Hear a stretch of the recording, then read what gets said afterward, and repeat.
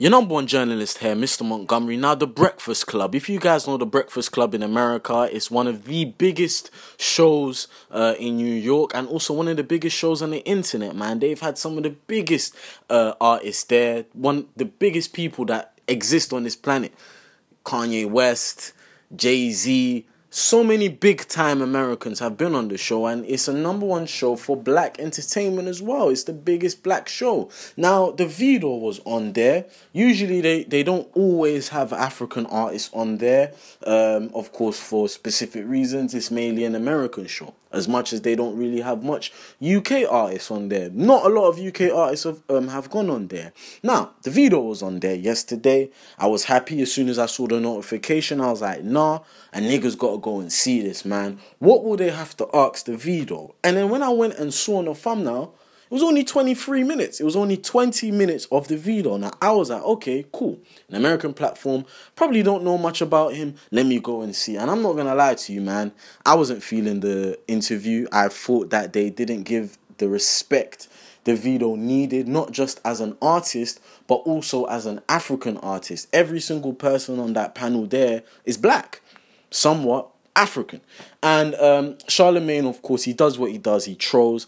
I never have a problem with Charlamagne. I feel like Charlamagne's character is done on purpose, and I feel like Charlamagne is the way he is on purpose. Nothing wrong with that. It's good to have a balance, but one thing is being a troll and another thing is just not doing your job properly. I feel like Charlamagne didn't do enough research on Davido, and he didn't do enough research on Afrobeats in general.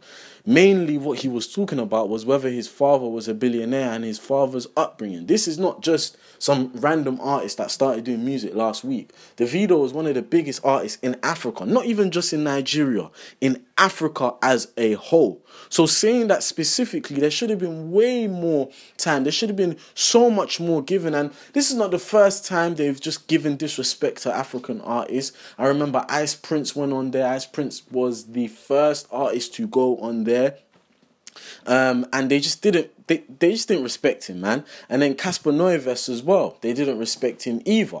Casper Noivest did an idea before Kanye West, so Casper Noivest had a show and he had a stage. He was like one of the first guys to do it. So he had a floating throne at his show, and then Kanye West did it after, but Charlamagne went on the interview and said, why did you copy Kanye West without doing his research? I mean, personally, man, for me, I feel like if you're a professional journalist, radio guy, host, a guy that delves into the lives of other people to give knowledge and access to their fans, you should come correct, man. Personally, for me, I feel like they've got something against us Africans. Not even us Africans, because he's African himself. I feel like they've got problems with Africans or people that declare themselves African.